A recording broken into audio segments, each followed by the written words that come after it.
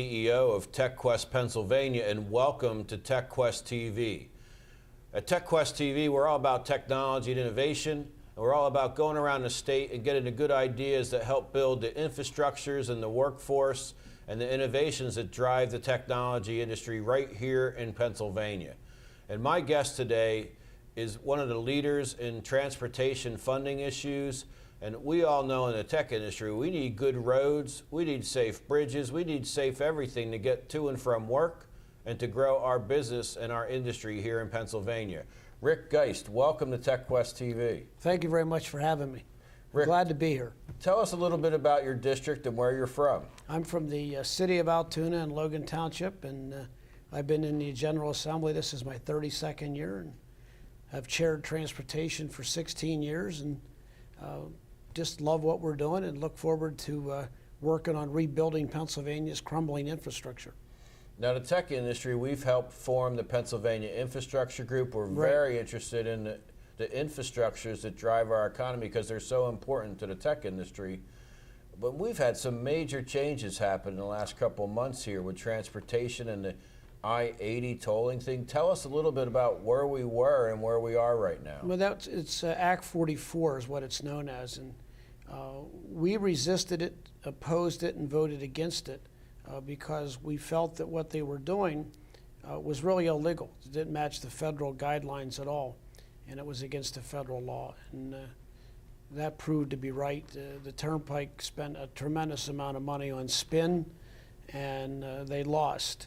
And the day that the third strike was thrown by the Secretary of Transportation at the federal level, spiking the project, we had to immediately come out with a plan to really fund infrastructure in Pennsylvania. The Turnpike loss is devastating to mass transit, but it didn't come close. The monies that would have been generated off of 80 would not come close to generating the kind of money that you need for highway improvement in Pennsylvania. And I don't mean new capacity, I mean just maintenance of roads and bridges. So we came out with a plan, a cafeteria-style plan to reach a number, and the State Transportation Commission has a group, the TAC Committee, Transportation Planning, and they do all kinds of studies. And they've come out with a number that we believe is pretty accurate. We're $3.4 billion a year in the hole for what we need just to maintain roads and bridges. We have 7,000 to 10,000 miles of highway that's to the point that it needs to be rebuilt. If you maintain a road, it's not real expensive. If you don't maintain it, it's very expensive to rebuild it. We have some other problems in rural Pennsylvania. The Marcellus Shale is just going nuts, and that's great. That's the good news. The bad news is to get into a lot of those sites, they're going over the old pinch-hit roads, and they have no sub-base or subgrade under them, and they're just torn up, and we got to find a way to help local government. And we have over 5,600 deficient bridges in Pennsylvania, and badly deficient. And if you want to frame the issue and say, well, how far behind are we? Interstate 95, the section in Pennsylvania, the 50 miles, needs to be rebuilt. Most of that is elevated. That will be a cost of $20 billion. Currently, we do $1.8 billion a year in construction of PennDOT. So that gives you an idea about really how far behind we are. So just I-95, just a section that runs through Philadelphia, that lower part of the state, and it goes from Delaware to New Jersey. It's one of the biggest highway systems on the planet. Carries more traffic. $20 billion. Yeah, it can't be fixed. It has to be rebuilt. All the piers are crumbling. And this is where we had that bridge collapse, right? We had a problem with a truck fire under the highway. And if you shut down one lane in 95, believe me, you cause problems all up and down the East Coast.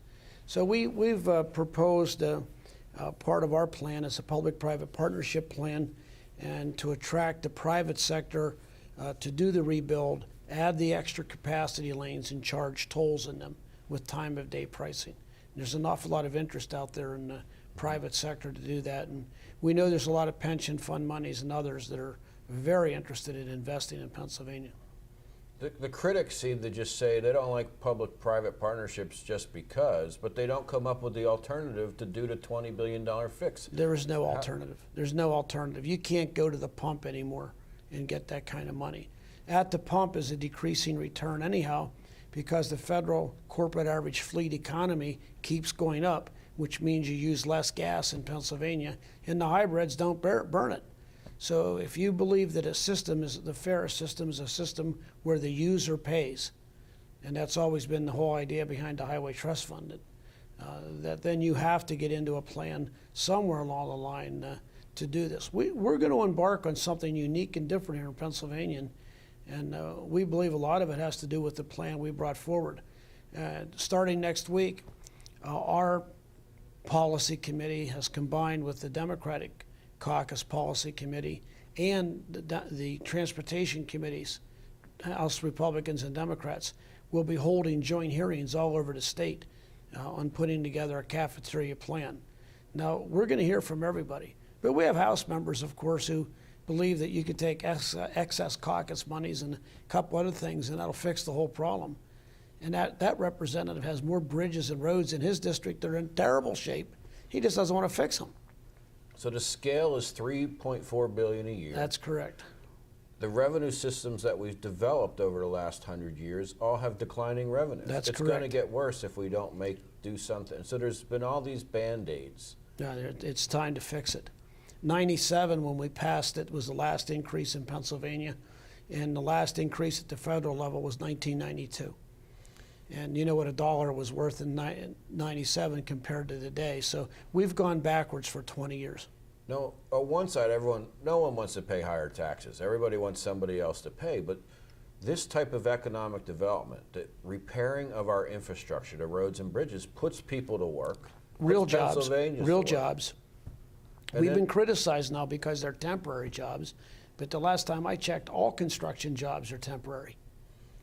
Yeah, you move on to the next job. Right. And if we have $3 billion worth of work, right, that's going to be hard to catch up. You just can't start it overnight. You got to scale it up. You got to get your schools training people to do the work. And one of the reasons in our plan that we really have a high emphasis on design build is that this downturn that's happened for so long, there aren't plans on the shelves. So if you can let a project as a design build project, you get the engineering and the contractor all in one, so that you can start and immediately get in process. Another piece of legislation we'll be introducing is permitting. In Pennsylvania currently, if you say go on a new highway, it takes 14 years to get it going. And we have to... 14 years? Yeah. And we have to use the abilities of our consulting industry, which we have wonderful consultants in Pennsylvania, to do permitting. And no consultant that I've ever known is going to put their company out of business by cheating on a permit when they put their seal in it. Currently, a DEP is way behind the 8 ball, and we have to find a way to move these processes down the road, correct, pun intended. But there is a myriad of things that must be done. And when you talk about technology, one of the parts of this would be a resolution to enhance the idea of vehicles miles traveled as the fairest way of paying for a system. So whether you have a sending unit in each vehicle or whatever, trucks would pay this, cars would pay that. And I think that they have to take a serious look at that, both at the state and the federal level. We have to maintain the physical plan of Pennsylvania. I don't think there's anybody that denies that. We have members of the General Assembly who are terrified of making a vote to do just that. But our industry and our economy, the backbone of our economy is transportation.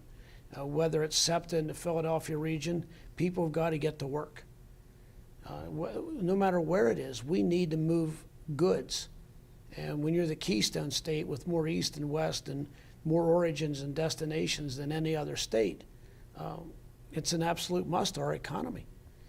We have interstates. We have the heart of Pennsylvania, 81, 83, and 78, both need an extra lane added.